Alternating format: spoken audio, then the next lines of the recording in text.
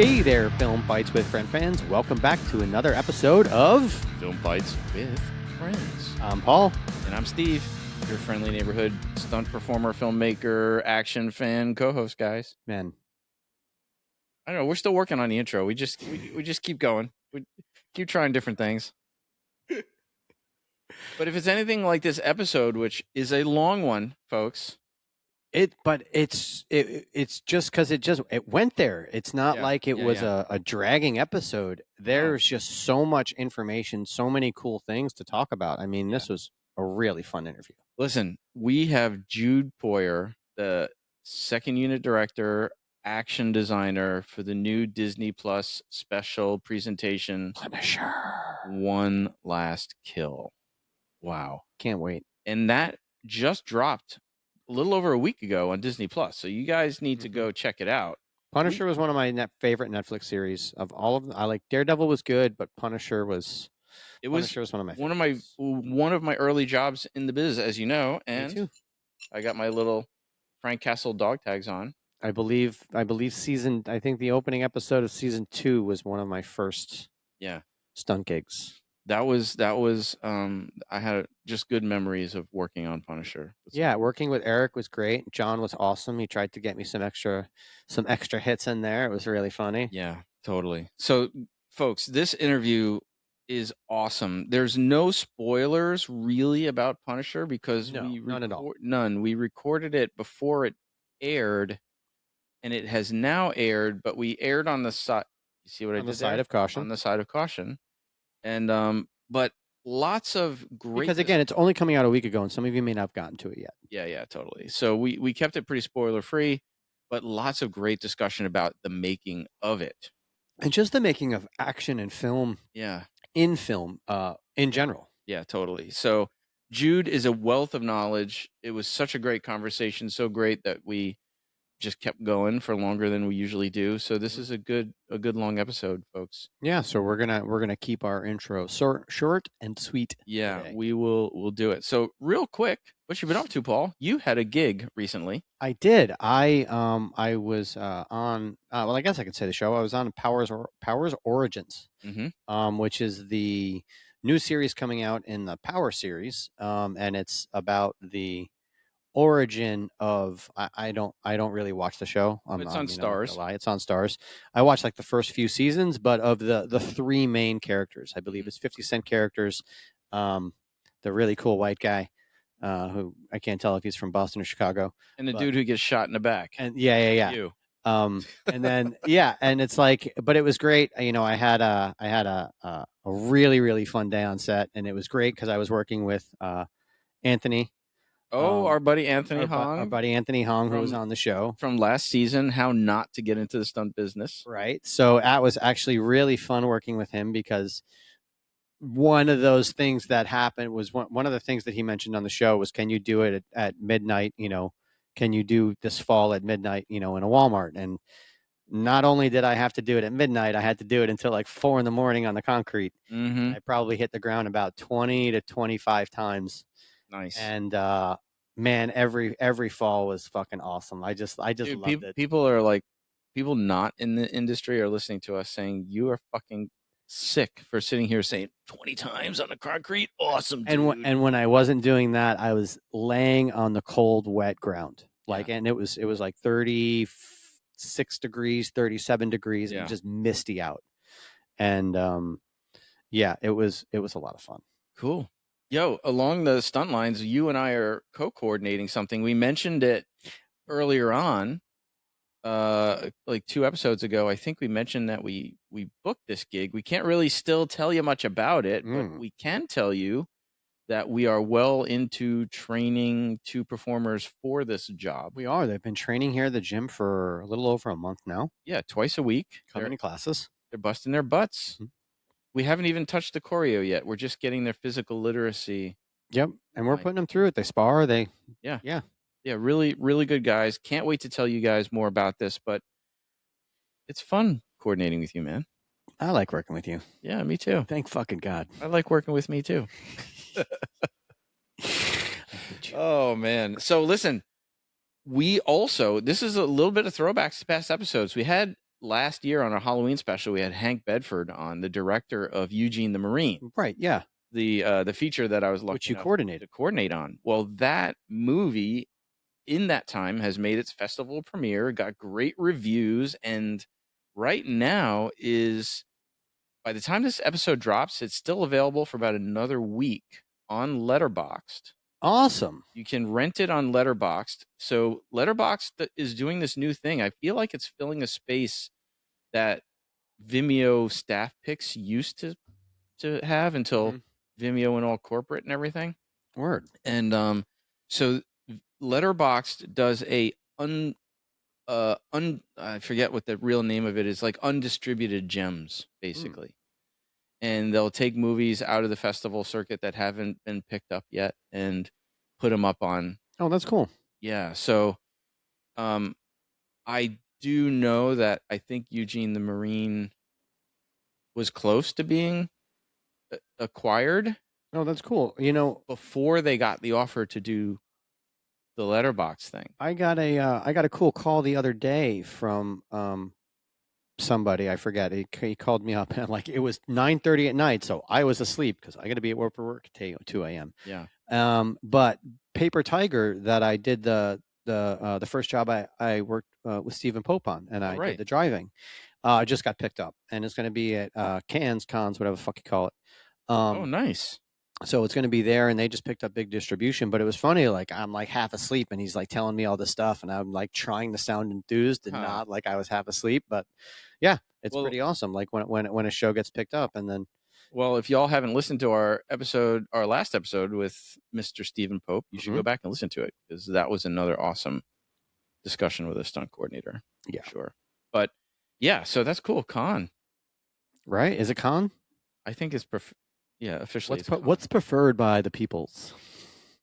The con. Let us know in your comments if we can tell the difference in your spelling. Yeah, seriously, man. Hey, another plug. We wanted to make, aside from telling you, asking you, requesting of you to review and support us on all our various platforms. And consider supporting us on Patreon if you really love this show and you want to be behind it. We do try and give you some cool extras all throughout the season. Yeah, some giveaways, raffles, all kinds of fun stuff. Yeah, totally. We raffled off the season finale. We raffled off the season premiere. We raffled off the pop. We raffled off the Side by Nut. Yep, that's it. What'd you say? Nut, right? Nut. All I heard was talking about your nut. No, Dick. What? I think it's NUHT. Yeah, it is. Oh, okay. Asshole. Oh my god, it was the way you said it, dude. I dipped them in ink and dropped them right on the screen. My god. Anyway, if you are a Patreon we're trying to get him on the show. one of the other great things you'll get is our Patreon member only content, which you'll get lots of access to stupid conversations like this one in the Martini Shot, which is our Patreon only content. But anyway, please, the link is in the show notes. If you want to support the show, we would be grateful, and we will give you a shout out if you do, for sure. The other thing we want to plug is, some of you know that for the last 3 years, I've been on the national work group for the Technical Standards Program, which is a subgroup of the Entertainment Science and Technology Association, so ESTA, and they are the TSP, the Technical Standards Program, is responsible for drafting standards, national standards. So after Rust, ironically, we talked a bit about Rust today with Jude. The TSP was tasked with actually writing the first national standard for weapons on set, which you can believe that's crazy that it's the first one.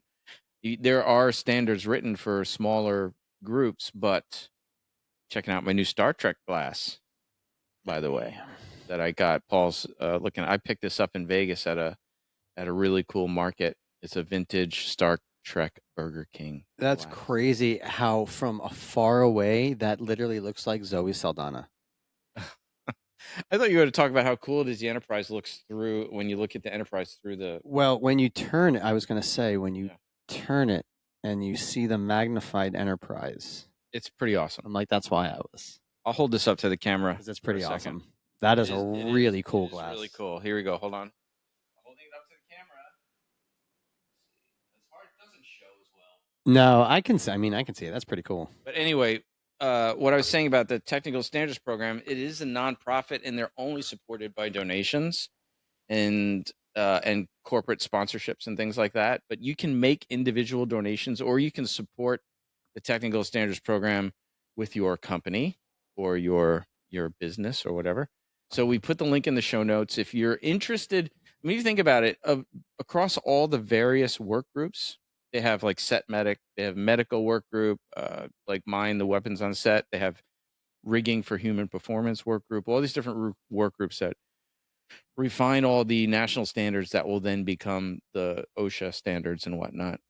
There's about 400 people across groups, and they're all, by the way, I don't know if you know this, Paul, but we literally make a donation to participate in the work group. Oh, wow. We don't even do it for free. We actually believe so much in safety in the business that we pay for it to be on the work group. So those 400 people are writing the standards for hundreds of thousands of people, if you think about it. And keeping all of us safe. Yes. So please consider a donation. The link is in the show notes. Especially if you are one of the people that we keep safe or they keep safe. Yes, for sure. And then, of course, our food drive link is in the show notes if you want to contribute to our online food drive with Feeding America. And lastly, a little plug for what's coming in our next episode. Another guest from England, Paul Weston. And thank you so much for the book, Paul. I actually was very excited because when Steve gave me this book, I thought you were coming on the episode today. And I was like, I'm not going to have any time to read this. But now I have all week. Yes. So we'll be interviewing Paul next week, and he'll be appearing on the next episode 2 weeks from this one. And I totally can't wait. This guy's a legend in the business. And I'm going to put myself on the spot. If I don't read this book by next week, you have a full right in the comments to been like, fuck Paul, he doesn't do his research. I am challenging myself right now to make sure that I am at least 100% way through the book.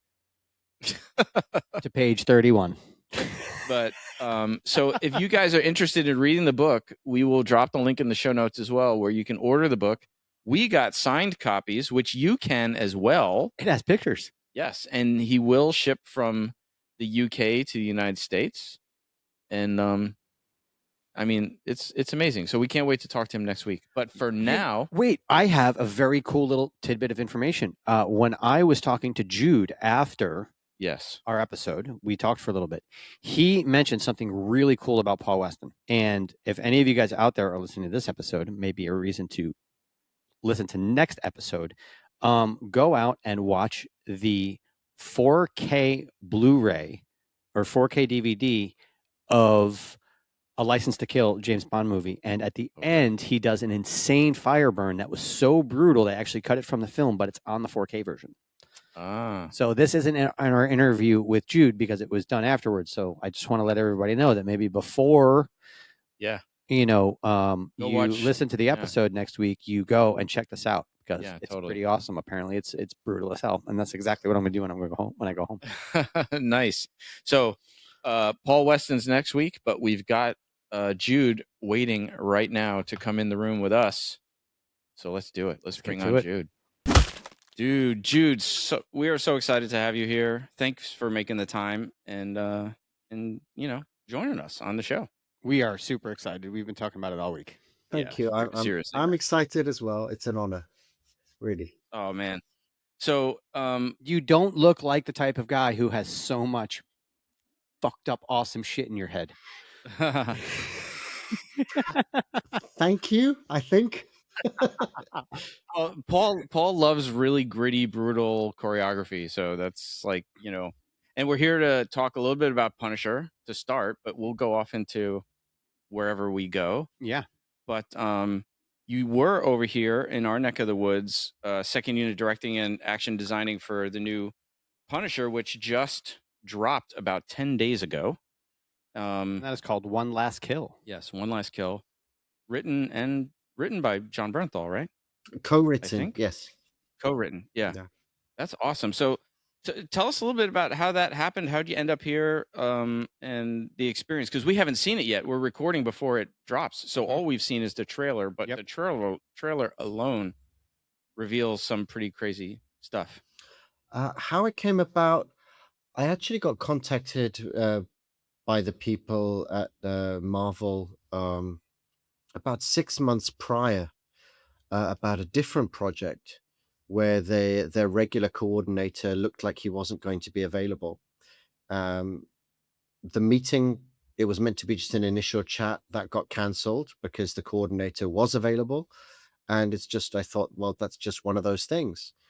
And then months later, they got in touch with me, I think through my agent, Adam, and turned out that it was for this Punisher special. It's funny because I like to work in lots of different genres, comedy, martial arts action, the more gritty, visceral, heightened stuff. Superhero world tend not to appeal to me in the same way, but the Punisher is a character that's always had appeal for me. Partly the psychology of the character, but also because he doesn't have any superhero skills, or at least his skills are grounded in reality. It's not like he's bulletproof or he can fly or he's able to miraculously rebuild himself from injury. So psychologically, the character appealed to me. And then I've always wanted to work in New York. I don't know why. People have asked me over the years, have you thought about working in the States? And I'd never felt a particular pull to work in the US. But New York is a city that has always fascinated me. So when it was a combination of The Punisher, the city of New York, and then also John Bernthal, who I think is, as an actor, is somebody I find quite fascinating, and as a human being, I find very interesting. I've listened to his podcasts, and I'd heard like a bit about his background and how he'd gone to Russia to study acting, and he'd immersed himself in that culture.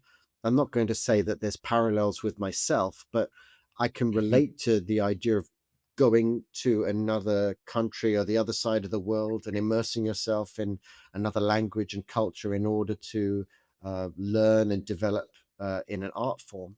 So yeah, the combination of the Punisher, John, and New York was already very, very appealing. And then it was a case of meeting the director, Ray Marcus Green. Now Ray is in London, and I'm sure that from a producer side, it was an interview for me. It was like a chemistry test to see if I would get on with him. Vibe check.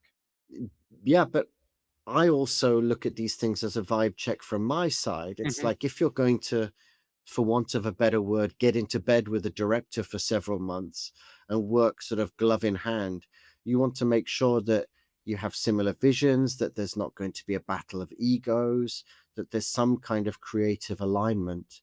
And I really, really liked talking with Ray. I mean, he's undoubtedly a talented filmmaker, and that comes I across mean, in. it's like when they do a screen test with an actor, make Yeah, sure actors fit on screen together and, absolutely. It's a it's chemistry test, a vibe smart. check. And obviously I was, Shit chemistry behind the camera shows in front of the camera. yeah, but also, just to make it more about like life and less about the work. You do this job for so many years and you realize that your life is kind of measured in units of filmmaking projects, and you don't really want to spend months working with somebody if it's going to be a horrible experience. I don't care how much money they pay you or the prestige of the project. You want to Sure. enjoy who you're working with. And Yeah. I had a sense that I would get on with Ray. I watched the Bob Marley movie, One Love, maybe just a few days before we met, and there was so much humanity and heart that came across in that movie that when we first sat down to have a cup of coffee together, we didn't dive straight into The Punisher. We were talking about that movie and about One Love, and I think Ray is kind of similar to me, even though we come to filmmaking from different angles, is that it all starts with character and emotion and it being relatable from an emotional point of view and a character point of view. And he was Yeah. there to make sure, amongst all his other duties, that there was emotional integrity and truth to this Punisher story, because of course it's not realistic, but it has to be relatable. And I'm there to Well, try and make Punisher sure that we're not just doing an action spectacle. Sorry to interrupt you, Paul. Punisher was always he is the one of the most emotional characters in the Marvel universe. I mean, he is purely there because of emotion. So it makes sense. Like that, his family was murdered in front of him, at least the original story in Central Yes. Park. And, God, it makes me sad to talk about this because Jerry Conway just passed. Um, sorry, get upset. It's all good, brother. He was awesome. Yeah, it's that news just dropped yesterday, which is ironic. And I actually met him on Punisher the first season. yeah, the I was first working season. on that. Ooh.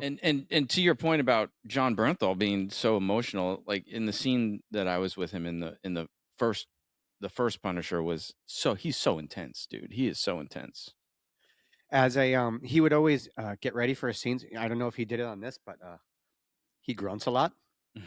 And as a rap gift, I gave him a photo of from Young Frankenstein of Peter Boyle and Gene Wilder because one day while I was working on the Punisher, I was in the other room and I was watching Young Frankenstein because it's great background, and they start doing Putting on the Ritz, and I start laughing hysterically because I'm like, oh my god, this sounds like fucking John on set.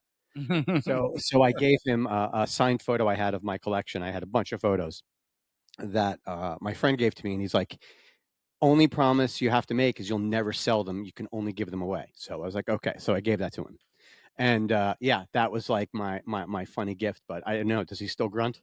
He does. I obviously, I don't want to betray anybody's process, and the way they work. But Yeah, sure. John is very, very invested in this character, and he Mm. brings a lot of real sincerity to this. And I don't want to speak on his behalf, but I feel that he takes the responsibility of doing right by the character for the fans. He takes that responsibility seriously, but also, and maybe more particularly for this particular one-off special, he thinks about veterans, and he cares very much about the veteran community. So, for me, this was to go back to your point, or my point about the vibe check. I've come across, and I'm sure you gentlemen have come across, directors that actually don't think too much about character and emotion, and it's more about the cool shot, what looks Mhm. sexy, what's stylish. Mhm. And look, I like to have the shot that looks sexy or the shot that looks interesting, because we're essentially trying to reinvent the wheel every time we create a new action sequences, and there's only so many ways you can punch, kick, headbutt, stab. So the way it's Right. presented does matter, but Sure. the emotional integrity, the character has to be there. And I felt like with Ray, that was going to be front and center for him. And I felt that he gave me a level of trust to collaborate with him in terms of how we take Frank Castle on this journey, which involves a lot of punching, kicking, headbutting, and stabbing. How much responsibility did you guys feel, or how much freedom to stray or not stray from the tone that's been established in the prior incarnations in the Marvel universe of Punisher? From just starting with the not the movies, but just the John Bernthal Punisher. I felt very free. Maybe I took a bit of a gamble, because I did, before I started, I mean, once I signed on the job, I did wonder if I should do a deep dive and watch every episode of The Punisher and Daredevil again, and every Punisher movie. I've seen some of them before. And then I thought, no, that's not the way to go, because one, you can be unduly influenced by something you see, but Mhm. also maybe you do something that's maybe choreography wise or conceptually similar to something that's been done before. But if you're not aware of it because you've not watched it in 10 years, you're going to put a fresh spin on it anyway. So it's kind of like, don't restrict yourself. So actually, what I did is I bought a big Punisher comic book, and that was something that I referred to more in terms of the tone and the terms of the composition of the frames and some of the ideas that were in there. And maybe I took a gamble. I don't think so. But when we started choreographing, I just tried to take it from a character point of view, what would be appropriate, and I would check in with the producers just to make sure that is it okay that we go to this level with regards to the violence and that sort of thing. I think they were happy to be more violent, but my thing is with In some, my head, I've got to say, why else would they bring you in? yeah, but what I would say is, obviously, I work with Gareth Evans a lot, and Gareth is a big influence on me, and we collaborate together, and he teaches me a lot of things. And people often think about Gareth's work and some of the work that I've done with him as being extremely violent. If you look at it, it's undeniably violent, but very rarely is it that sort of pornographic cruelty Mm. that you see with some other filmmakers. Like sometimes the Mhm. ideas are pretty twisted and nasty and painful, but we don't dwell on the actual pain aspect. Mhm. Mhm. And that's something how I feel most of the time is the best way to go about it. So as we did the choreography and as I shot the previs, sometimes the ideas were pretty nasty and strong, but I never felt like I'm pushing it into the realms of something where an executive or a network might push back and go, whoa, that's too strong. Well, sometimes it's also the that I guess you could say that pornographic image you're talking about just kind of comes out of the blue, Mm, and it's and it's like, why? You just you have this great thing going on, and then you just kind of add in this graphic for no reason at all. It doesn't need to be there. It doesn't play anything. It almost takes you out of it. yeah, I mean, yeah, we all watch stuff where there are things that show up that you're like, I don't understand why this is here. What is this adding to the story, or what's the point? yeah, And I feel that a lot of the violence, and again, even if we just go back to the raid, when you talk about Gareth and that stuff, all of that violence in there, they all told the stories of the fight. They all told stories of fatigue. They even told stories of blood loss, which is really, really cool. And that's, to me, makes it all necessary. absolutely. And obviously the show is out now by the time this airs. Hmm. Again, though I don't know how much I'm allowed to discuss about the actual Sure, sure. process, but part of my job was there was a script, but then you have and a lot of the I would say the second half of the runtime of the show is action based.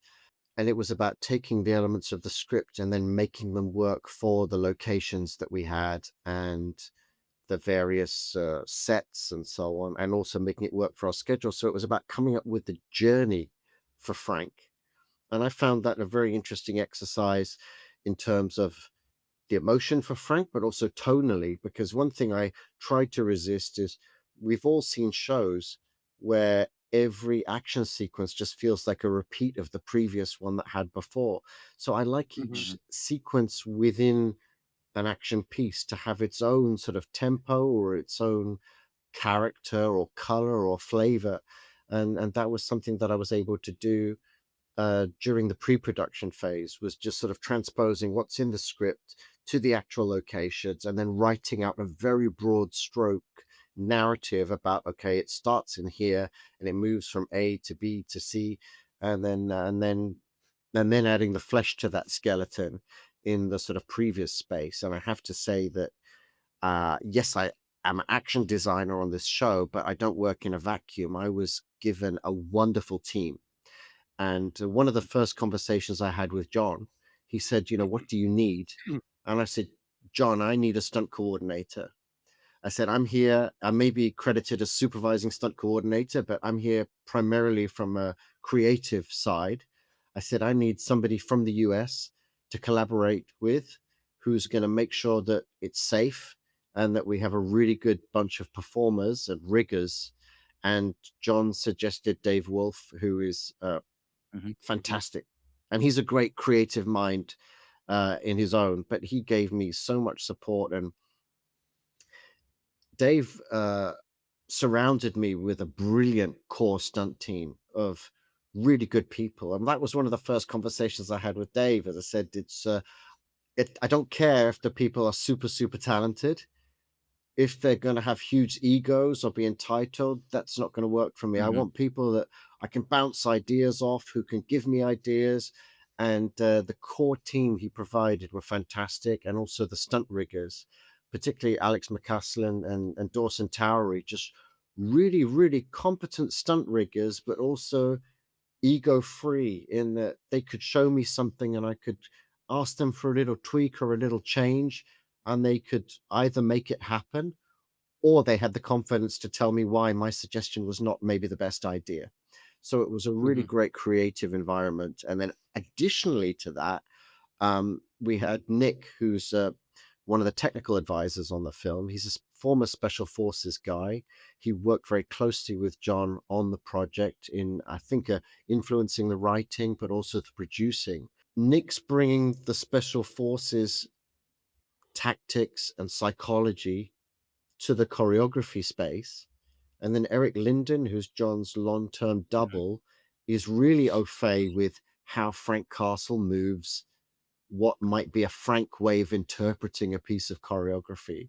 So it wasn't like I just turned up and, hey, I'm a genius. I pulled all these rabbits out of hats. I was surrounded by a bunch of very, very talented people with different skills that complemented each other, which made my life a heck of a lot easier. Quick question. We've been talking about a few different jobs: stunt coordinator, action design. There's also, if you look, in credits, you see fight choreographer. Just for our audience, what are the differences between those three? And then why is it that some shows and movies only have a stunt coordinator that does the action design and the fight choreography? So, I guess what I would say is, at what point is it a higher up call of we need to bring in all these people because this is going to be so big, or where do all of those distinctions come into play in production? And just to follow up, just maybe some thoughts on leadership and your role as the leadership role of this entity. With the first question, I'm going to say that's a really good question. And I think you already know that there is no straight answer to this, because sometimes the stunt coordinator is also involved in choreographing the fights. And the person that's credited as the fight choreographer or the fight coordinator didn't choreograph everything, but on a bigger show, sometimes you need someone overseeing things and then somebody making sure that the fights are rehearsed properly, that just before a take, the actors and the stunt people are ready to do, and the fight coordinator may be the person doing that. It doesn't mean they choreographed all the moves separate from the stunt coordinator. Right. So, like, just an example, if you're rehearsing on the same day that they're shooting, the stunt coordinator most likely has to be on set. Yeah. So that fight coordinator would be on the rehearsal. Absolutely. And also sometimes people think, I've done shows where I'm credited as the action designer. Action design is more of it's a credit that's only kind of come about in the last decade or so. And I think the reason why that credit has come about is because in the past, traditionally in the West, I'm not talking about in Asia, the stunt coordinator would maybe be across the physical realities of the choreography or the nuts and bolts technicalities of how the action is put together and executed.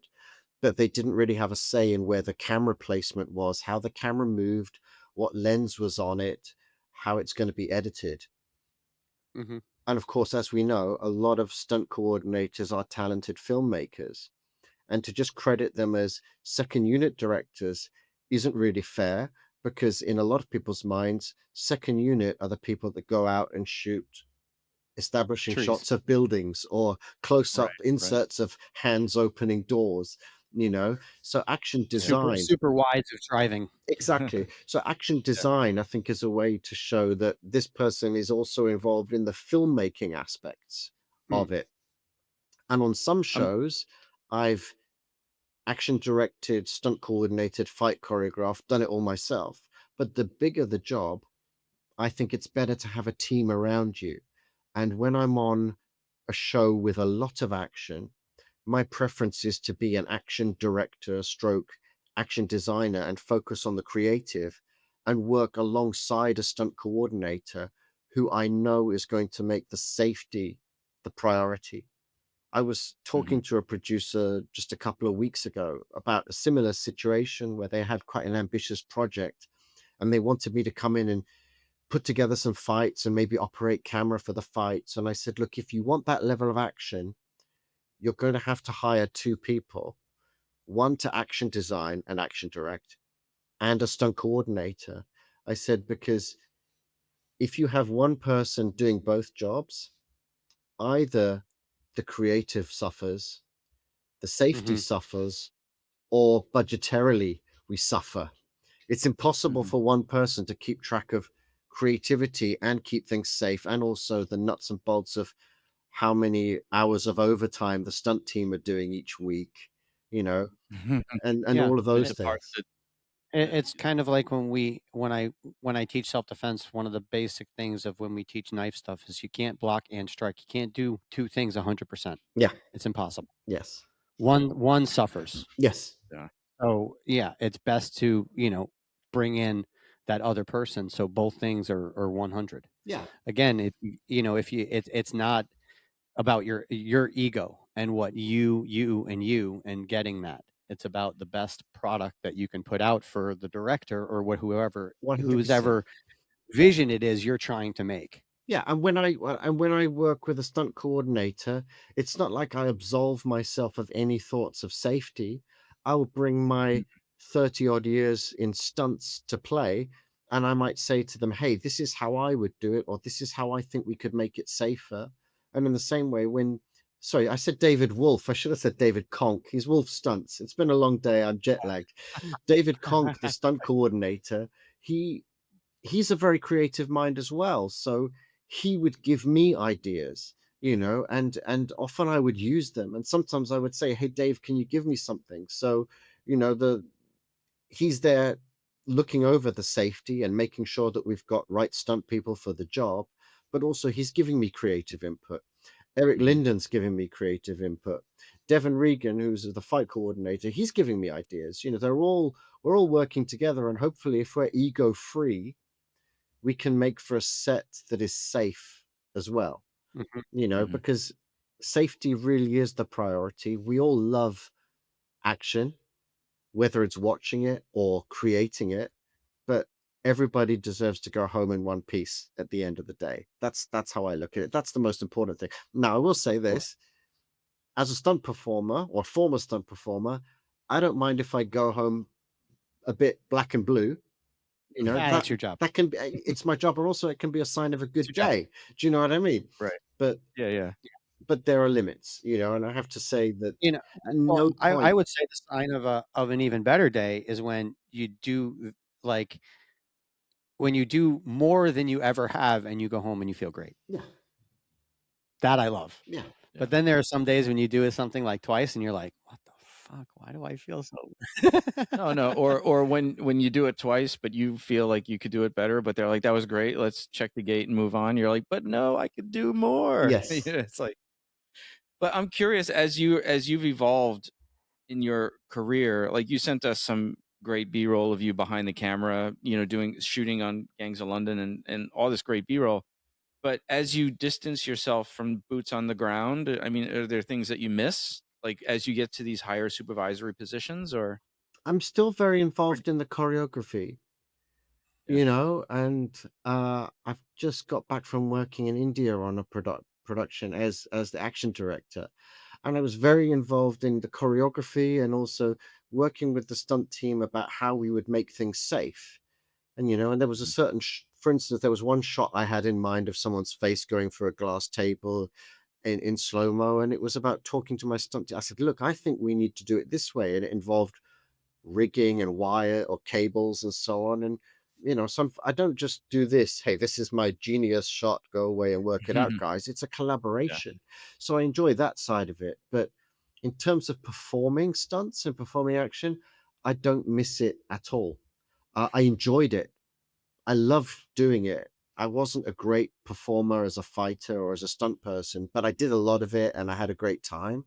But I'm very happy being behind the camera, and I get much more of a thrill um, being on set behind watching the monitor and seeing something come to life, and even Mhm. more watching something with an audience. And they don't need to see me on the screen. It's like this is something that I had a hand in creating. And if you watch an action sequence or a fight sequence that you've helped put together with an audience and they're responding in real time to it, that for me is the greatest feeling. So no, I don't miss performing. I did it for a lot of years, and it was Mhm. fun, and not always fun, but it was mostly fun. It was an education, and now I'm just moving on to something that suits my middle age. Was it always? I mean, when you first were starting as a performer, I mean, you've been on screen with some legendary people in Hong Kong and around the world, but did you know pretty much from the get-go that you wanted to be a behind the camera guy? Or did you learn that as you I mean, I guess part of this question is how you got into the business, but once you were in, did you know that's where I want to end up? I don't think I knew it initially. I think when I first started, I liked performing. I liked Mhm. showing off. I liked having people's eyeballs on me. So it was kind of an ego and validation thing, uh, you know.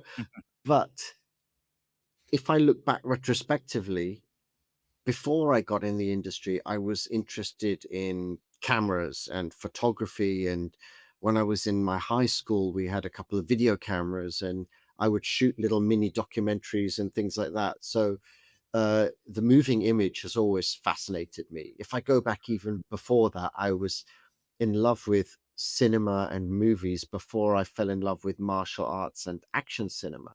Retrospectively, I think it was always on the Yeah. cards that I'd want to move behind the camera, but I think it was only by taking baby steps behind the camera that I found that that was what I really, really enjoyed, and I found more creatively satisfying is being Mm. involved I in the creation of something rather than the execution of it. I Mm. wish when I was younger I thought about the camera part because I just used to choreograph fake fights with my friends at recess. But what we would do is we would start the argument earlier in the day so it would build up so everybody wanted to watch us fight at recess. And then we would always get sent to the office and then we would just be laughing and buddies and they're like, "What is wrong with you kids?" But if you were young now, that would all be on cell phone, Oh, right? right. Everybody has a camera now. I, Well, I then, I'm well, then s- you could at least stack the shot and make sure everything read right. Because like it got to a point where like someone would be like, he put his hands in like he's fake and he took the knee to the face. Yeah, I'm so glad that I'm too old to have grown up. I'm older than the YouTube generation. YouTube wasn't Right. around when I was a Mhm. teenager, and I'm very grateful for that. Yeah, I mean, I grew up with, my father had a Super 8 camera, so I grew up just shooting our own little movies on Super 8 and learning how to edit with Scotch tape and do all that stuff. So it was, I mean, very similar for me. When I was a kid, I always thought I would be in this industry, but behind the camera. My original goal was to do special effects. Like I saw American Werewolf in London, and I was like, that's what I want to do. I want to do that kind of stuff. I love that movie. That's one of my favorite films. I think I was way too young when I saw that. I think I was about 6 years old when I saw it, Oh and wow. it's still a You can see favorite. the poster right on the wall over there. That is like Oh, such a for us. It's like it's for me. It's a formative moment. Even more than Star Wars. I mean, I remember going to see Star Wars with my dad, Hmm. but it wasn't. But it was like the '80s that my love for film really kicked in with like Raiders of the Lost Ark, American Werewolf in London, Empire Strikes Back, way more than the original Star Wars. Like, Mine was I was 8 years old. My father took me to see a Monday matinee of RoboCop, that's another and movie I love.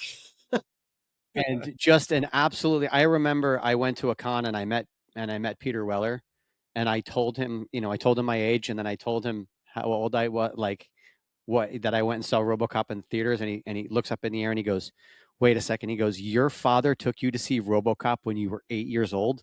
And I was like, "Yeah." And he looks me dead in my eyes, and he was dead fucking serious, and he goes, I have just lost a little bit of faith in humanity. I just started Dude, laughing, and I was like, "I love you, Dad." I don't think I ever told this story on the podcast, but my dad, when I don't know how, we used to do these father-son trips every year to like a historic place, and we'd always go see a movie. And one year he took me to see John Waters' Female Trouble. Right. And I remember like 20 minutes into the movie, he grabs my hand. He's like, "We're leaving right now." I don't think he knew what he was getting into. Yeah. My dad used to just do this. Yeah. Yeah. No, I didn't even get that. I was like, "We're leaving. We're leaving right now."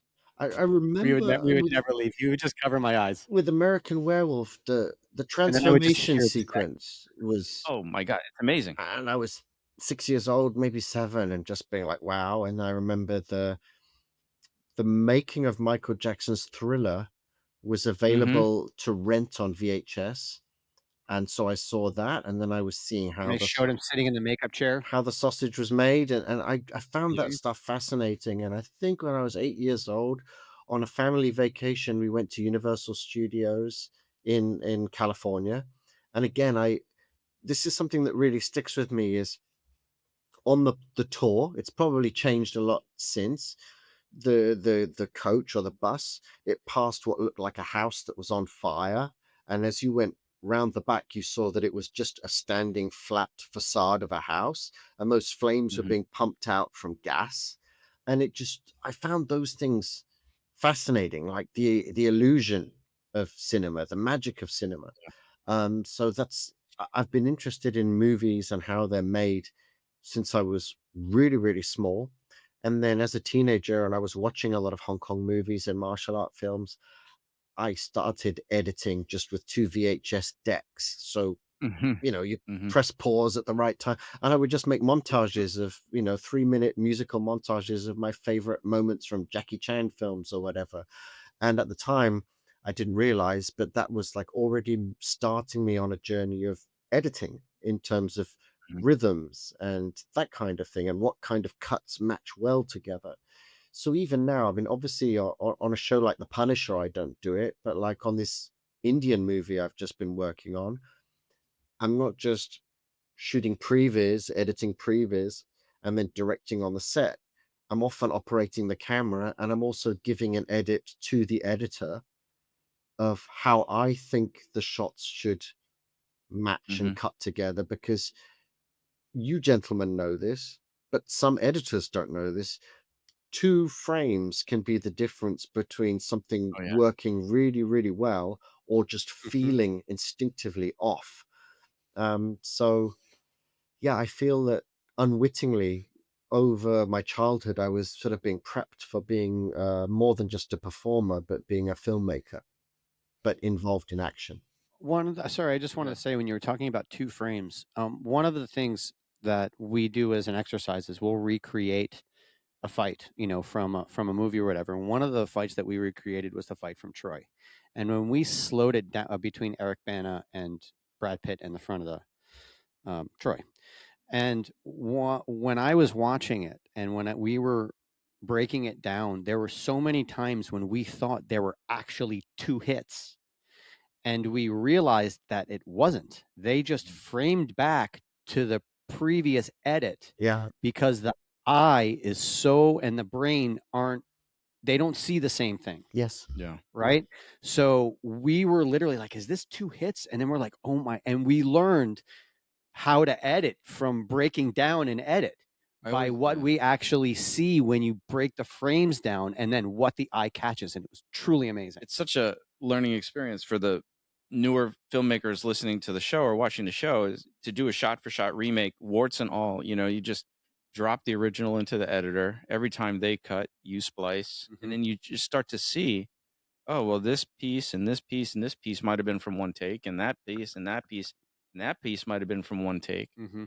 And then, like you said, you start to see the repeats, like, oh, they reused that couple of frames again. It's such a great learning experience, and then trying to recreate it, but not fix it if you think something could be different, just to do it exactly the way they did it. I think it's a really good exercise is to try and recreate something.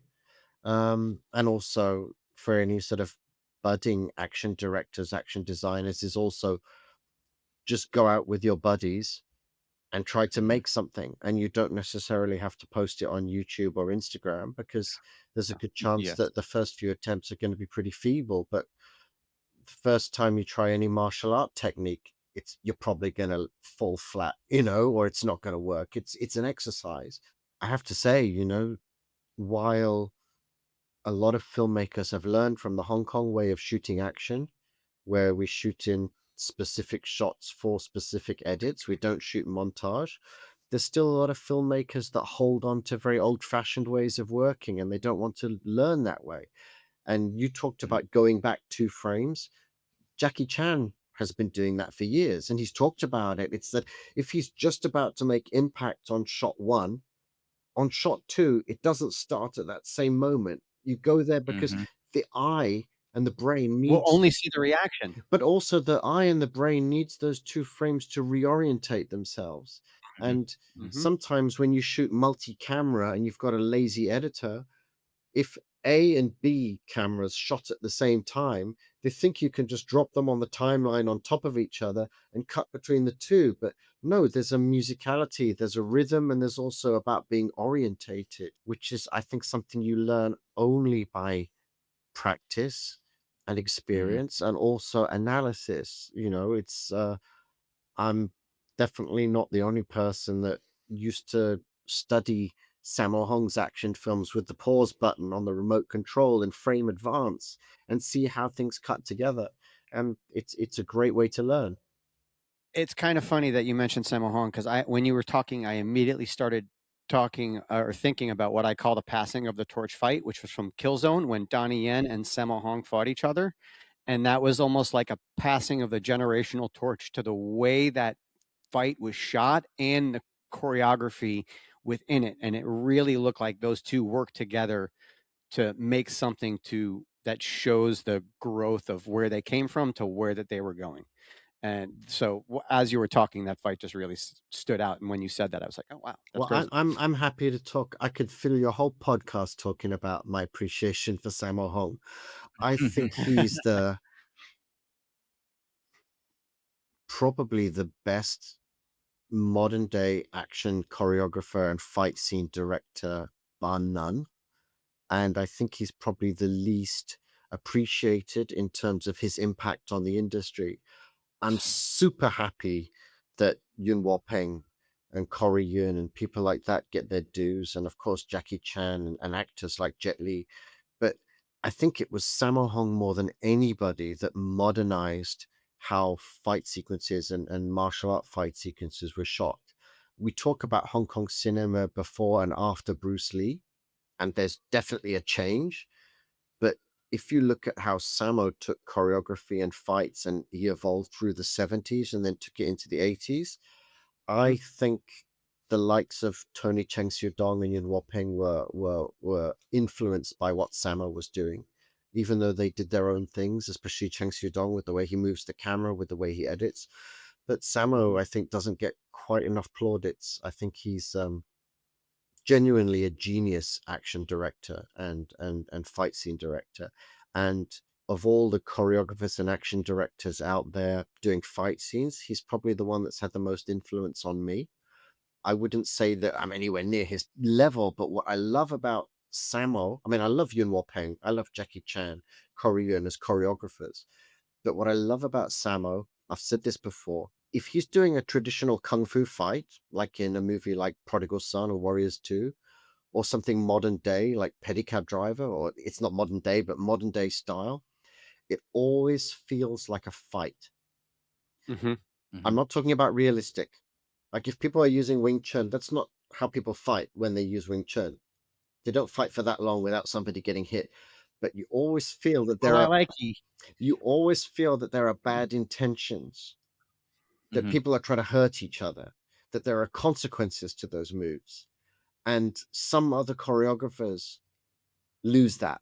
It just feels like you're watching actors and stunt people do choreography. So what I appreciate about Sammo is whether it's very aesthetic fantasy martial arts or even a comedy fight, it still feels intrinsically like a fight.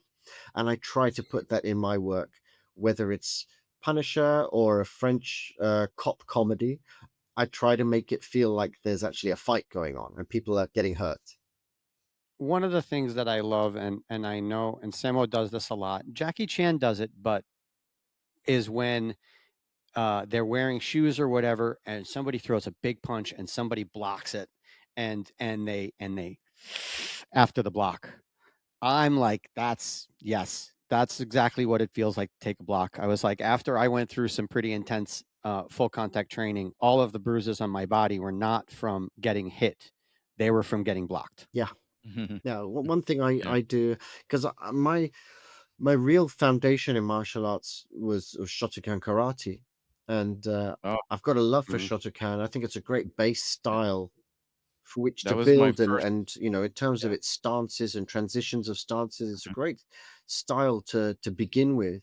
But in karate we have these blocks, especially this one in Mhm. Shotokan, which might not even be a real block, and some people think it was just there to like throw people off. But if you block a punch like that, you may hurt that person, but it's going to hurt you, you know. Oh yeah. Mhm. And when I'm doing more modern day fights, if I have somebody take a kick like this and there's contact, I would tell the stunt person or the actor, you have to sell that kick. The Mhm. person Right. kicking may have fantastic control and make contact, but not.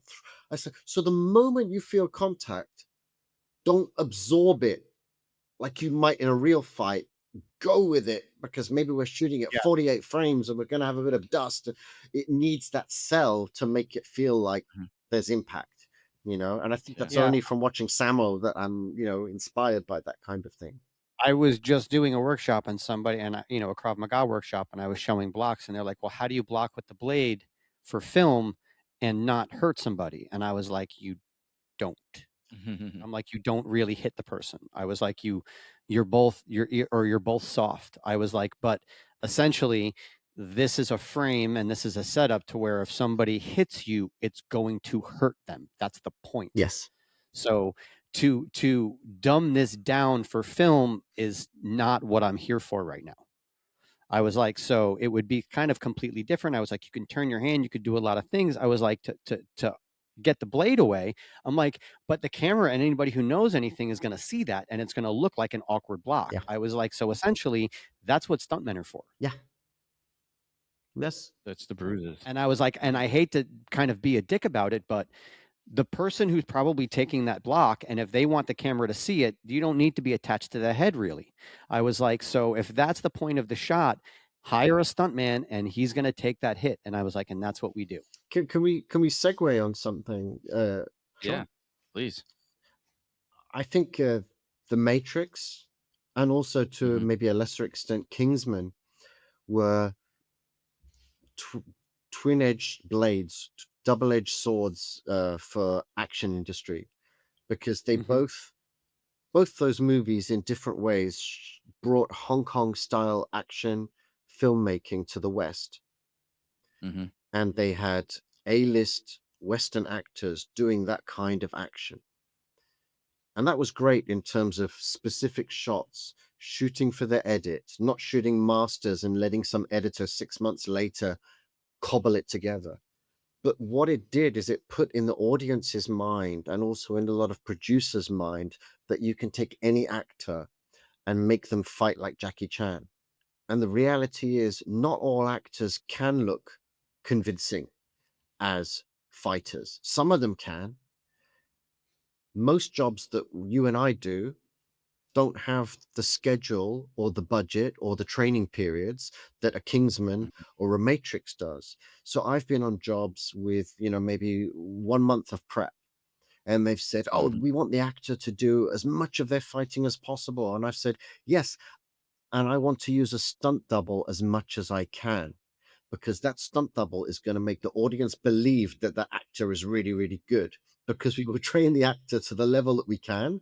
But there are things that a stunt performer who's been doing it for 20 years is going to be able to do that you cannot expect someone that's just dipping their toe in the water to be able to do. Like they understand sorry, I didn't mean to cut you off, No, but I no, was it's going to say good. they understand the part of the shot that makes the punch, which I always tell people. I go, look, you're worried about looking powerful in the middle of your punch.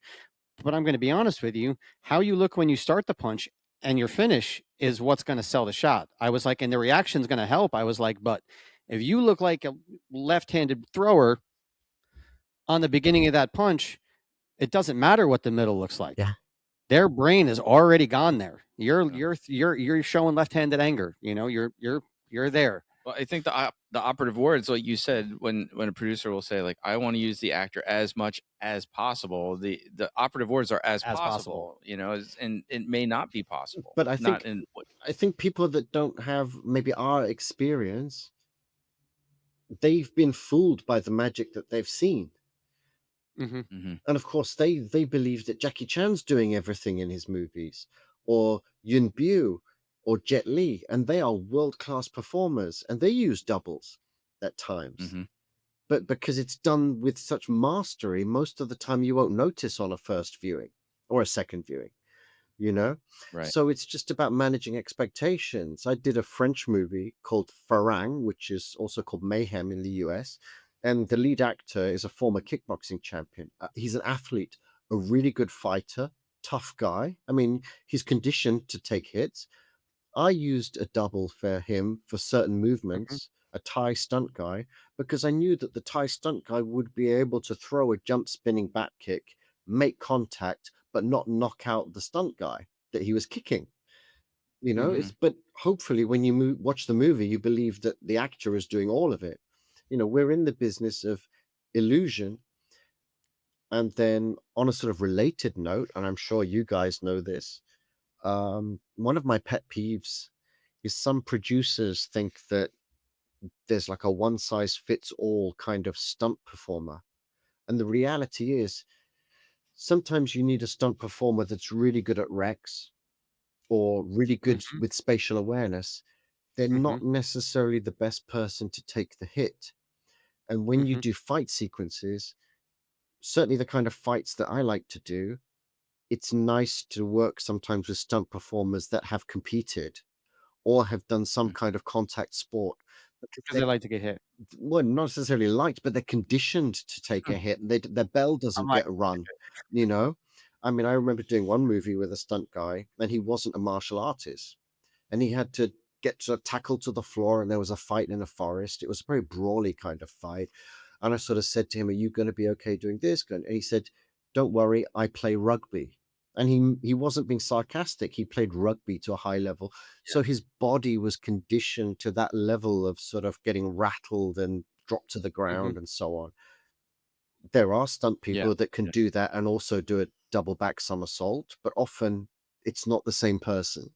I'm good with the Rex from years of judo and just getting slammed like day after day. I've been after training day. with Steve for Yeah. 20 years, so I'm Yeah. good with everything he's Yeah, ever done in the ring. judo is a great example. It's like someone that's done a lot Yeah. of judo will know how to fall, and also the body is conditioned to it. It's not all up here, you know. Well, I wasn't going to, but I'm gonna bring it up. When I went to the Open Punisher audition and I did my first fall, when I see a mat, it's instinctively for me to slap my hand out. And you're like, do it again, but don't slap your hand out. I was like, damn it. That sounds like something I would do. I was like, the mat's here. I was like, it's so hard not to with the mat there. No, Question. I'm going to just jump in on you there. Two stories. I was on a job. I won't say the job, and I was working with a guy who's a very high level performer, very high level martial artist, and he had to do a bullet reaction in previs from his knees, and he put his hand Mm-hmm. down, and the coordinator chewed him out, like suggested that the guy was wimping out.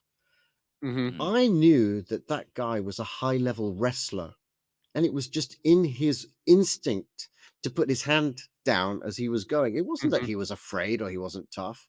Just spacing out. Exactly. Yeah. And then on the auditions for Gangs of London, a stunt guy did a bullet reaction for me, put his hand down, and it was my first time meeting him. It was a good reaction. And I said, "Can you do one more? Don't put your hand down." That's exactly what you said to me. He Just looked like me that. in the eye, he did it, and straight away I knew, and I was in a good position on that job because it had a lot of different sequences and a lot of different sizes. I said, he's getting at least one day on this show because he took the note and he went with it, you know. And that's all we can ask for as stunt Mm-hmm. coordinators, you know. That's sort of leads me to that actually fits into the question I was going to ask before, because you mentioned the one size fits all, like sort of this idea that there's a one size fits all stunt guy, and then also this this unnamed coordinator chewing somebody out for, instead of just giving a note. But those seem very generational things. Do you see these as like generational, like older generation coordinators or producers or people from older generation of film might expect stunt people to be the jack of all trades, I and think, then the yelling thing is also just like an older kind of, I mean, there are still people that yell on set now, but I tend to see that it's more the older guys. I see them not get asked back for work a lot.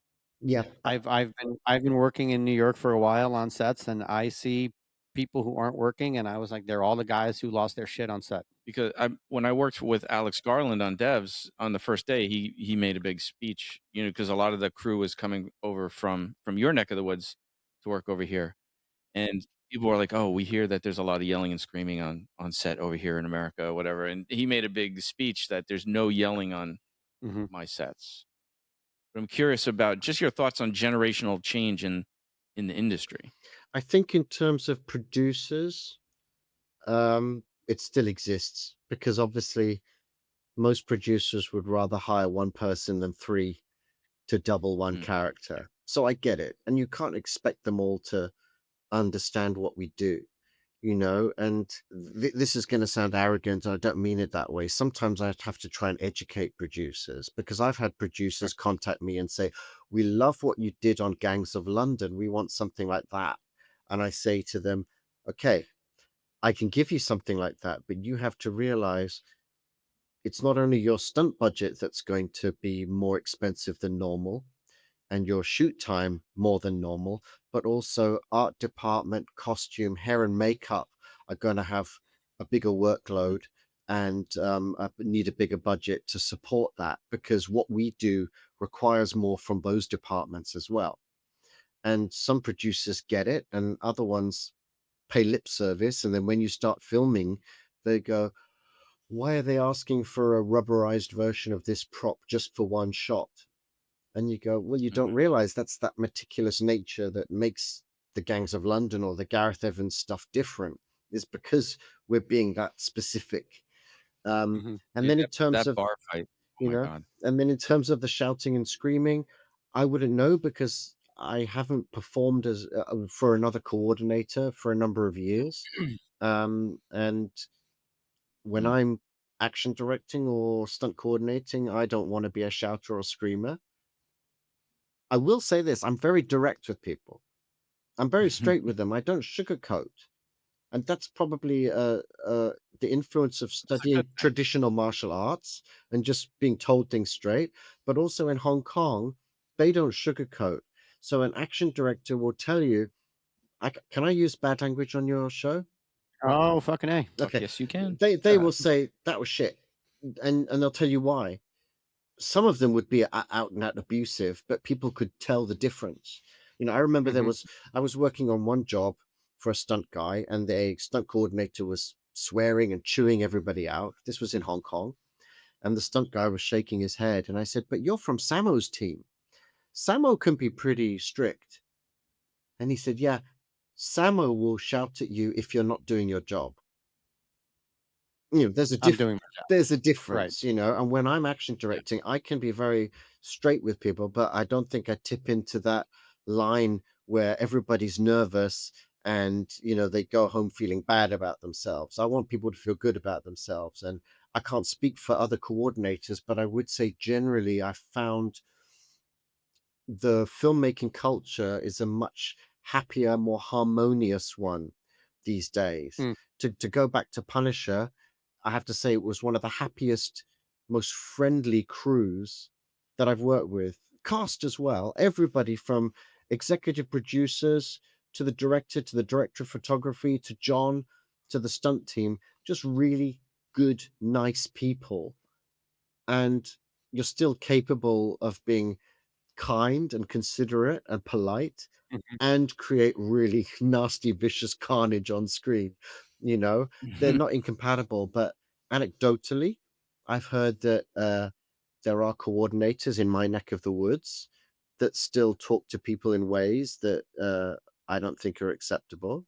And every once in a while, they say it to the wrong person and they get popped on the nose. And maybe that's not Mhm. a bad thing. But I think producers sometimes, not the projects that I've worked on, but I think sometimes producers and production companies, they pay lip service to the idea of no bullying, no abuse. Mhm. But really, they hire the Mm. person that does the job and that makes the money. And we probably all know of particularly Yeah. stunt coordinators that don't really take safety as seriously as they should. And I think Mhm. it's a shame, sadly, that there are producers are still willing to hire those people. What do you think along those lines? We've talked about this before with other people, but how, because for whatever reason, the industry is capable of changing, obviously. Like, it made changes very quickly for COVID because money was at stake, obviously. It made changes very quickly for the Me Too movement, but nothing has really spawned a movement, as it were, for safety. I mean, we hear account after account after account of an injury or a death or a terrible accident or something on a set, and then a week later, everybody's forgotten about it. And there are definitely individuals that are extremely safe, but industry wide, I still feel like it's, like you said, like, cheated, you know? I don't have the answer for this. Of course, safety is something that should be in the forefront of any stunt or action person's mind. I think you answered the question yourself in that money normally Hmm. is the thing. I think if a studio or a production company is on the line for a lot of money or a lawsuit, that's when they make changes. And sometimes perhaps the pendulum swings too far the wrong way as an overreaction for optics rather than actual safety. Sure. What happened on Rust was wrong and cannot Hmm. be justified. And I know I wasn't involved and I don't know every detail of the case, but I think we can all say there's no place for live ammunition on a film set. And Hmm. protocols were not followed, and it led to something tragic and very avoidable. What we've seen in the fallout from Rust is some production companies saying absolutely no blank firing on set at all. Hmm. Now, when Rust happened, that horrible, avoidable incident happened on Rust, I was working on Havoc. In the UK, we have very strict gun controls, as you American friends will know. Yeah. I'm not going to get into that debate. but No, no, but it's our armorers, who were the armorers on Havoc and also on Gangs of London, and I worked with them previously, they estimated that we had fired about 30,000 blank rounds on Havoc without any incident. I know we made a joke with Sonny, like, we don't think you guys fired enough bullets. I mean, part of that is because Gareth was going for that operatic, exaggerated, Right. heightened Hong Kong style. But Mhm. what I would say is, firstly, it's a credit to our armorers who are very, very safe. But also, Gareth is not a director who pushes things into the realms of danger. I know his work seems super dangerous, but he's meticulous about prevising it and discussing with the experts ahead of time, can this be a blank firer? And they will say yes, or they will say no, but you can use a training round, or I'm really sorry, that's going to have to be fully visual effects for that particular shot. So Hmm. on Havoc or Gangs of London, there's a mixture of a lot of live firing using blanks, but also VFX muzzle flashes, and then Sure. sometimes lighting effects to complement those VFX. And it's a lot of accidents on set. And I know I'm preaching to the choir because you boys are in the industry. Most accidents are avoidable as long as you take the time Mm. to plan. And that's where I go back Yeah. to the thing about art department is, on Gangs of London, we did some pretty tasty looking gags, but people went Yeah, I home. was gonna say, what's a reset like that? Oh, we were When just somebody, I'm before, like, oh my god, all those squibs, all that wood, yeah, we were cleaning all that watching up, putting all that back, setting all those. just before you got Oh, on with us. We were rewatching some of the stuff you sent us, and we were watching all it's a lot of the demo, a shoot, lot of wires. the house shootout B-roll that you sent us. I mean, that was massive amounts of squibs and blanks. It was a lot, and we took time to shoot that episode. But what I would Mm, say is great about working with Gareth is we spend time prevising the sequence, and when we shoot the sequence, we are following the previs very, very closely in terms of camera movement, what the camera sees, and also the edit points. So the Yeah. special effects supervisors that work with Gareth love him because he will not ask them to prep a wall with bullet hits that the camera doesn't see. He will say right. to them, I'm going to see that wall over there. Then I'm cutting to the guy raking his weapon across camera. And when we cut back, the other wall is already riddled with bullets. So then it just becomes a case, I say just, it becomes a case of the art department dressing the wall with bullet holes already in, or coming Mm-hmm. with a plug, which they put over the wall, which has bullet holes already dressed in. So special Mm-hmm. effects aren't spending time and money rigging up a wall with bullet hit pyro, which is never going to be seen in the movie. So it's that Yeah. sort of forensic granular planning that makes that possible. And of course, we took time to do the farmhouse episode of Gangs. We took time to do the fishing shack sequence in Havoc, but we're following previous religiously, and every department kind of has a pretty clear idea of what's expected of them weeks in advance. And that's where we know, okay, this might need a little bit of help from visual effects because it's not going to be safe to put an actor next to that pyro. Or I can do that with a Mm-hmm. stunt double, Gareth, but I can't really do it with the actor. And then it becomes a Mm-hmm. question of, do we face replace or do we come up with another way of doing it? Right. I was cover coordinating one day on set, and the camera guy was like, "Hey, can I be here for this?" And I was like, "Only if it's the stunt double throwing the punch, because the actor's going to flare their elbows out and they're going to hit the camera." And the the very seasoned stunt performer who was doubling the number one kind of came over and he was like, "That was a really good note, dude." And I looked at it. I was like, I probably would have hit the camera if I was like throwing that elbow out punch, Yeah. you know. But yeah, it's all those little things that you've really got to think about, because regardless of anything, and even though it would have just been a simple accident of someone throwing a punch with their elbows out, that's on you. I mean, to your point about overreaction in the industry with Rust specifically, I mean, that was not a blank problem, but yet blanks became a focus of Mm-hmm. the reaction to the problem. And I mean, we've been in the business, you've been in the business longer than us, and we've been in it for a while. And everything, especially here, like regularly take the blacklist. We would work on Mm-hmm. the blacklist all the time. That was all blanks. I mean, everything was done with blanks. Yep. And in New York is, America may have a certain opinion about guns, but New York is like one of those super highly restricted areas. Gotham as well. Well, you when I would know worked on this. You just Gotham. worked in New York. And so there are restrictions, like something that happened on Rust would be very unlikely. Well, here in I've New also York. been on sets where the discipline on handing out and giving out the weapons is way less because they're non-firing, which to me makes no sense at all. Every weapon should be treated like it's firing and it could kill somebody, and you're handing someone a weapon that could kill someone, and you need to teach them how to use it, whether it works or not. You need to teach them how to use it like it does. So I was very upset, and I'm not going to mention the show or whatever, because then you'll be able to figure it out. But he was literally handing weapons out of his truck, not even looking at the people he was handing them to. Because they were resin. They were like resin. No. These were real. These were like just but they were non-firing. Solid barrels. They were solid barrels. They were whatever, but there was nothing really said to anybody. They were just handed weapons. Yeah. And I was like, I've worked with this guy for a while, and I was just so surprised. Well, you know the story. You don't know the story, and I won't mention the show, but it was a big procedural here in New York where all the weapons were disseminated by the armorer. But for those listening, it's not like every place, but in New York, you have an NYPD film unit here that has to inspect everything before it goes out. And I got arrested? No, but they almost shut us down because they disseminated all the weapons without the inspections. And then when the police asked them to bring everything back, they didn't have a manifest of what they had handed out. So it was like they couldn't guarantee that they got everything back.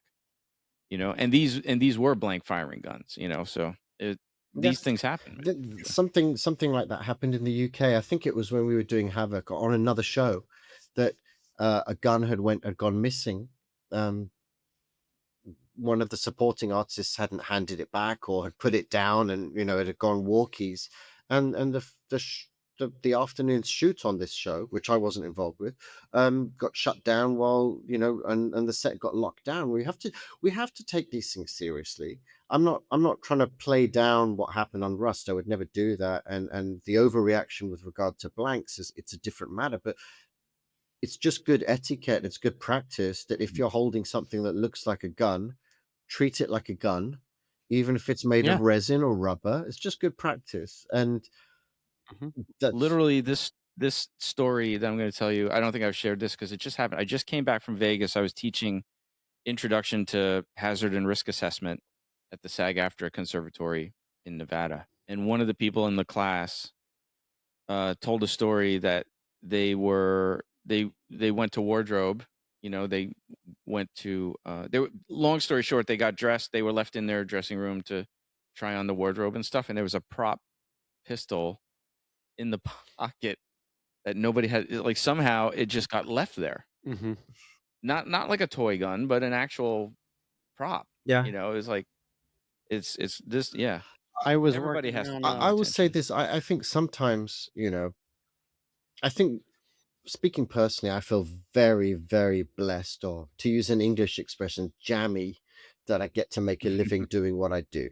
I get the imposter syndrome, and I think at some point someone's going to tap me on the back and go, "What are you doing here?" I think the times we as action professionals earn our money is when we become the unpopular person that says, "No, we're not going to do that." And as a stunt coordinator, I've had to do it a couple of times. And yeah, sometimes that director and producer never works with you again because you said no. But that's when you earn your money. And I know armorers who've done that as well. So on one show, one of the actors was turning up in the afternoon, and he seemed like maybe he had ingested some kind of substance. And the armorer just said, right, from now on, he's having a rubber, not the blank firer. And on another show, which I didn't work on, a very famous actor turned up in the morning, and he was worse for wear. And this was a very famous actor, and the armorer said, "You've had something to drink. I'm giving you the rubber until maybe lunchtime." The armorer got fired. But his company talked to the production company. They were back on the next day. But that's when you earn your money, and you have to be prepared to do that. And as performers, I'm talking about the three of us, we've probably worked with coordinators that are for the stunt performers and the crew. And then we've also worked for coordinators that are just about relationships with producers and production companies. And I know who I, as a performer, would rather work with. Yeah. Well, I was on Gotham one day, and I had a shotgun in my hand, and I was behind, the main bad guy. And while he was talking, at one point he swayed in front of me, and he flagged me. And when he did, I dropped the shotgun around his feet, and I took a step to the side, and I came up around him. And they really liked that. And then, but I didn't know that. And and then the next time the actor didn't step in front of my gun, so he didn't flag me, so I didn't drop it. So they were like, "Hey, can you drop your gun again?" And I was like, "Well, he has to he stepped in front of me." And the stunt coordinator was like, "Oh." He's like, "Okay." So they were like, yeah, they're like, so they had him made sure he stepped in front of me so I would drop it, but they were just like, it just looked cool. And I was like, proper procedure. Yes. I was like, yeah. But we've both been on sets where you do the proper thing and you're directed to not do the proper thing. Yeah, where they're like, point it right at his head, and you're just like, whoa. I think it's okay, as long as safety's not being compromised. Right, exactly. But again, this was just, I didn't really know much about the weapon I was handed, and I just went, zoop. Sure. But what I would say is that maybe just because what you've said has got me thinking about it, for me, the only time I'll ever put my foot down and say no is on a safety call. Like if if for whatever reason the producer or the director wants it shot from an angle that's going to be completely unflattering and not make the stunt look good, if they're above me in the hierarchy and I'm not in charge, that's their call. Now, I may tell them it's not going to look great, or if you're not going to see the floor, we're going to have a crash mat there. But I'm not going to always fight unless it's a safety thing. But sometimes I've come across this, I imagine you have, there will be the expert. It might be somebody from a military or a police background or a martial art background that is too rigid in sticking to authenticity. And we have to remember that it is an art form, it's an expression. And sometimes what is real doesn't convey best. It doesn't look awesome. Exactly. Yeah. And I know that it was never antagonistic, but there were a couple of times on Punisher where I would say to the producers, okay, this is what I've been told is tactically correct, but this is what I think will look better for the Frank Castle character. And then I would leave it for the executives to make the decision, and I think as long as we don't attach our ego to these things, whether it's ideas or whose idea it was, just don't attach your ego, and it's all in the service of the show. In the same way that I actually don't like to take credit for ideas because they don't feel like they're my ideas. Because if something comes into my head and I express it, maybe the same idea would have popped into one of my stunt team's head 2 seconds later. Or maybe it's something that I'm actually just filtering from a movie I saw 10 years ago. I find it's much easier to work that way without thinking of this is my choreography versus Chris's choreography, and whatever works best for the sequence. So for me, I've also learned. Go ahead, Pete. Sorry, I was going to say I've learned that sometimes it's great. Been like, fine, you don't want to use it. Fuck you. I'll save it. Like, fine, this is awesome. You can stick it up your ass, and I'll save this for someone who does want to use it. Like, there's always going to be a place for it. There's always something you can come back to. It's never your. I mean, maybe it is sometimes, but I always look at it. There's always another show. There's always more choreography. There's always more fights to film. But I understand your point about the idea not being yours, because maybe you would have never had that idea were you not in that environment with those people, having those discussions in that space, on that location, like whatever. It's all that collaboration. But listening to you talk about the guns, the art versus tactically sound, it's exactly like what we talk about with fights. Like you can't fight like you would actually fight. It'll look like poop if you do. Well, I've talked about it before, and I'll just go into it briefly. But one of the first adjustments on my first previs ever that I shot with Don Lee and Chris Brewster and everybody, my hardest adjustment was not looking like I knew how to fight. Yeah. They're like, stop. They're like, this is great, but Daredevil looks like he's fighting a Navy SEAL. He's not. You're a knucklehead. And it was so hard for me to make that adjustment my first time. Yeah, it's hard to untrain. It's like if someone's well versed in a kicking style, asking them to throw a kick, what we call in the UK a football kick, like a thug kick. Yeah. If you know Muay Thai or Taekwondo or karate, it's really hard to throw a football kick. Yes. Yeah. Or if you're a Muay Thai guy, being like, throw an outside crescent kick. Yeah. And they're like, you mean not with my shin? Yeah. Or a 540 or 720 or in the same way that if you have people that have a strong military, we actually had I can share this. We had a moment on Punisher, which was quite funny, is we had somebody across the way, like on an opposite balcony of a housing project, taking pot shots. And the stunt guy, Luke Deal, is a former, I think he's former US Marine Corps. He's certainly former US military. And we kept saying to Luke, you've got to look like you don't have a clue what you're doing, because it's intrinsic in him to hold the weapon properly. And it's like, no, chicken wing, fire blindly. And he got it, and he did a great job. But there was something ironic about that. But, it's that thing that there's training, there's muscle memory. It's weird. Like when I've worked with a couple of guys. I'll give Tom Pelfrey amazing credit because he played an addict in Iron Fist, and when he was on set going through withdrawal, and then they would yell cut, and he would just start talking to the hair and makeup about, whatever he had going on in life afterwards. I feel like that stunts we kind of do the same thing when it comes to looking like we don't know how to fight to how we do know how to fight. Like now, it's very easy for me to look like I've never thrown a punch before to being like elbows in, nice and tight. You're a boxer. But in the beginning, I had to train myself to be able to turn those things on and off. And Tom was the one who's like, dude, he goes, it's muscle memory. Yeah.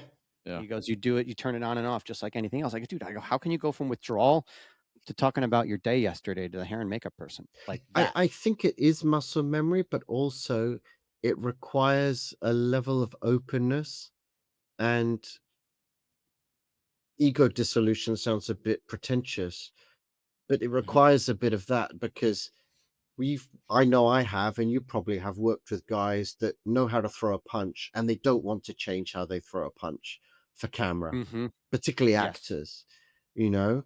And so the first thing you have to be able to do is say, especially with people that are good fighters in real life, it's great that you know how to fight, but this is something different. It's Yeah. not the same. And sometimes Yeah. I would rather work with a stunt performer or an actor who's worked as a dancer to a higher level and is moving into movie fighting than somebody that's a high level fighter, because Mm-hmm. dancers understand about using their body to express emotion through movement and regulating how much aesthetic to put into that movement. Where if you've got I've worked with actors who are like, yeah, I know how to box. And it's like, great. Yes, you're right. That punch would knock me out, but the camera can't see it. You know, Mm-hmm. one of my greatest pleasures in my career was working with Michelle Waterson on Havoc. And I noticed Michelle watching her in Invicta because obviously she's super charismatic, super tough, but she has beautiful technique. I remember seeing her fighting and thinking, who is this woman? When she retires from the cage, she needs to either be a stunt performer or an action actor. And then I looked into her history, and before MMA, she'd done traditional karate, but she'd also done wushu. And wushu is not fighting, it's performance.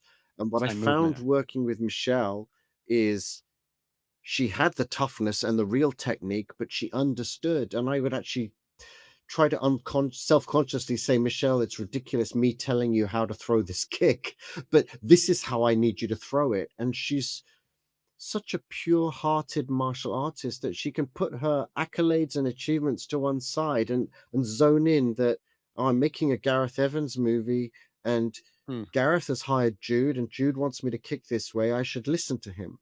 So, to It's like when you tell a fighter, been like, stop punching him in the face and start punching him on the forehead. yeah, Like punch him high, punch him yes, above his ears, above his eyebrows. yes, I was like, you punching him in the jaw doesn't work. It looks like you're hitting him in the shoulders. yes, yeah. So And 5 times in a row, it's right across the jaw. yeah, Dude, that's that's pure Michelle could passion. Yeah. widen her kicks if I needed her to. I could ask her to turn her toes in, which in a real fight you don't need to do, but it looks so much prettier on camera. It can look so much more powerful.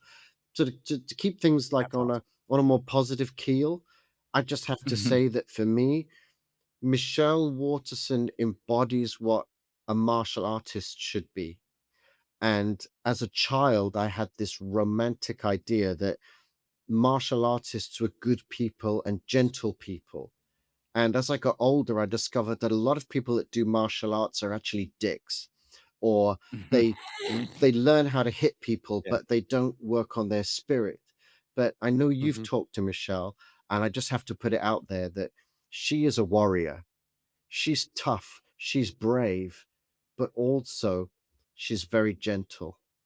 She's very loving, and she's also very silly. Like she likes to prank and joke on set. She's got such a big heart. She really has that yin yang of a true martial artist. And so I just had to share that out there because No, I I know you're appreciate it. No, we martial appreciate it. artists and some of the people Yeah. out there that are representing as ambassadors for martial arts in movies or film culture or UFC aren't always the best ambassadors for martial arts.